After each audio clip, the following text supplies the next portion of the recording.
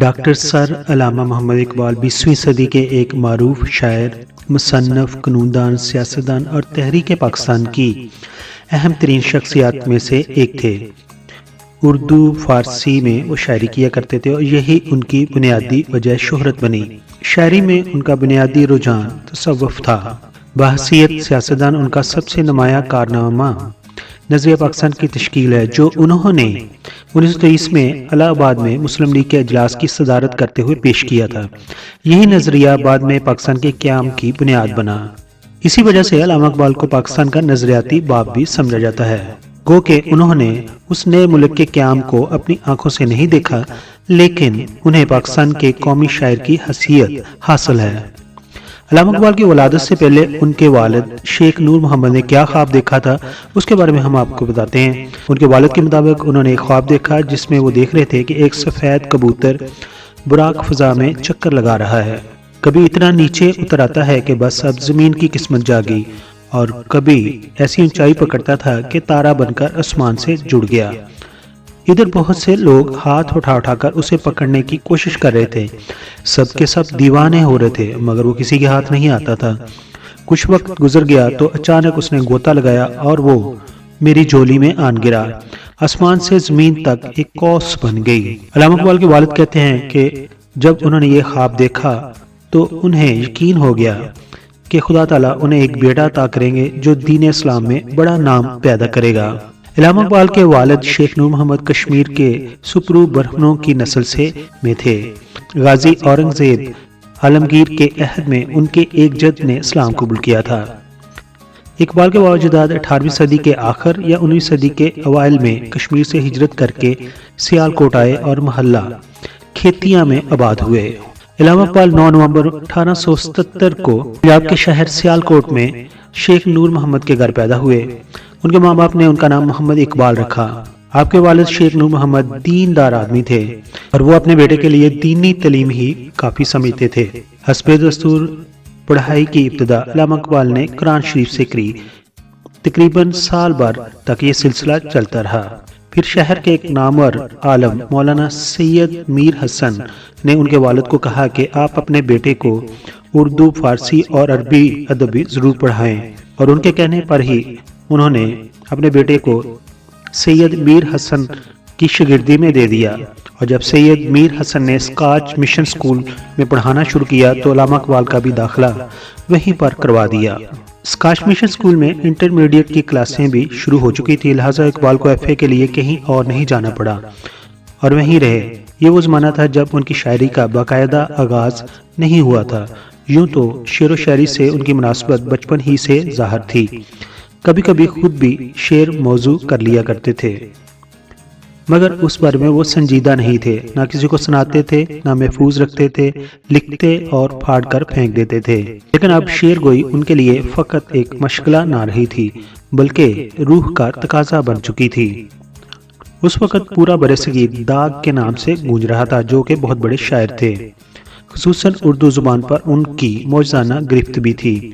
علامہ اقبال نے ان کی شاگردی اختیار کر لی، لیکن وہ زیادہ دیر تک ان کے ساتھ نہ رہ سکے۔ 6 مئی 1893 میں علامہ اقبال نے میٹرک کیا اور 1895 میں علامہ اقبال نے ایف اے کیا اور مزید تعلیم کے لیے لاہور آ گئے۔ یہاں گورنمنٹ کالج میں بی اے کی کلاس میں انہوں نے داخلہ لے لیا اور ہاسٹل میں رہنے لگے۔ انہوں نے اپنے لیے انگریزی، فلسفہ اور عربی کے مضامین منتخب کیے۔ علامہ اقبال نے مارچ 1899 میں ایم اے کا امتحان دیا اور پنجاب بھر میں اول پوزیشن حاصل کی۔ اسی دوران میں شاعری کا سلسلہ بھی جاری رہا، مگر وہ مشاعروں میں نہیں جاتے تھے۔ نومبر 1899 کی ایک شام ان کے دوستوں کے ساتھ گزری اور وہاں پر بڑے بڑے شاعر بھی آئے ہوئے تھے۔ وہیں پر ہی انہوں نے ایک غزل سنائی جس کا ایک شعر تھا: موتی سمجھ کے شان کریمی نے چن لیے، قطرے جو تھے میرے ارکھے انفال کے۔ یہ شعر سنتے ہی اس مشاعرہ میں موجود بڑے بڑے شاعر بے اختیار ہو کر داد دینے لگے، اور اس کے بعد مشاعروں میں اکثر انہیں باسرار بلایا جانے لگا۔ اسی زمانے میں انجمن حمایت اسلام سے ان کا تعلق پیدا ہوا جو ان کی زندگی کے آخری دم تک قائم رہا۔ وہ ان کے ملی اور رفاعی جلسوں میں اپنا کلام سناتے تھے اور لوگوں میں ایک سما باندھ دیتے تھے۔ ایم اے پاس کرنے کے بعد علامہ اقبال 13 مئی 1899 کو اورینٹل کالج میں میکلوڈ عربک ریڈر کی حیثیت سے متعین ہوئے۔ 25 دسمبر 1905 کو علامہ اقبال اعلیٰ تعلیم کے لیے انگلستان چلے گئے اور کیمبرج یونیورسٹی ٹرینٹی کالج میں داخلہ لے لیا۔ چونکہ کالج میں ریسرچ اسکالر کی حیثیت سے گئے تھے، اس لیے ان کے لیے عام طالب علموں کی طرح ہاسٹل میں رہنے کی پابندی نہیں تھی۔ انہوں نے اپنے قیام کا بندوبست کالج سے باہر کیا۔ ابھی یہاں آئے ہوئے ایک مہینے سے کچھ اوپر ہوا تھا کہ بریسٹری کے لیے لنکس ان میں انہوں نے داخلہ لے لیا اور انہیں پروفیسر براؤن جیسے فاضل اساتذہ سے رہنمائی حاصل ہوئی۔ بعد میں وہ جرمنی چلے گئے اور جہاں میونخ یونیورسٹی سے انہوں نے فلسفہ میں پی ایچ ڈی کی ڈگری حاصل کی۔ مئی 1908 میں جب لندن میں آل انڈیا مسلم لیگ کی برٹش کمیٹی کا افتتاح ہوا تو ایک اجلاس میں سید امیر علی کمیٹی کے صدر چنے گئے اور اقبال کو مجلس عامہ کا رکن نامزد کیا گیا۔ دوستو، ابتدا میں آپ نے ایم اے کرنے کے بعد اورینٹل کالج لاہور میں تدریس کے فرائض بھی انجام دیے، لیکن آپ نے بیرسٹری کو مستقل طور پر اپنایا۔ وکالت کے ساتھ ساتھ آپ شعر و شاعری بھی کرتے رہے اور سیاسی تحریکوں میں بھی بھرپور انداز میں حصہ لیتے رہے۔ 1922 میں حکومت کی طرف سے انہیں سر کا خطاب ملا۔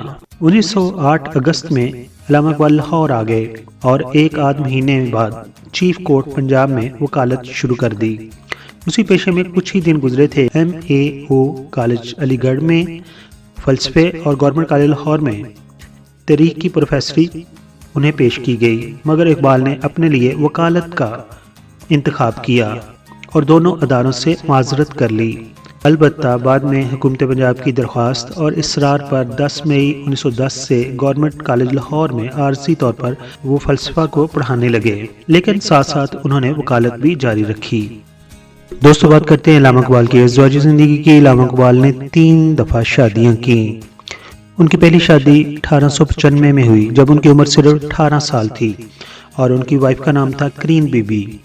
علامہ اقبال کی دوسری شادی مختار بیگم سے ہوئی، لیکن ان کی دوسری بیوی زیادہ دیر تک زندہ نہ رہ سکی اور ان کا انتقال ہو گیا۔ علامہ اقبال کی تیسری شادی سردار بیگم سے ہوئی، جن سے ان کے 2 بیٹے جوید اقبال اور ان کی بیٹی منیرہ بانو ہیں۔ علامہ اقبال مولانا رومی کو اپنا روحانی استاد مانتے تھے اور انہیں پیر رومی کے نام سے یاد کرتے تھے۔ دوستو، شاعر مشرق علامہ اقبال 21 اپریل 1938 کو فجر کے وقت اپنے گھر جوید منزل میں طویل علالت کے باعث خالق حقیقی سے جا ملے تھے اور ان کو لاہور میں بادشاہی مسجد کے پہلو میں سپرد خاک کیا گیا تھا۔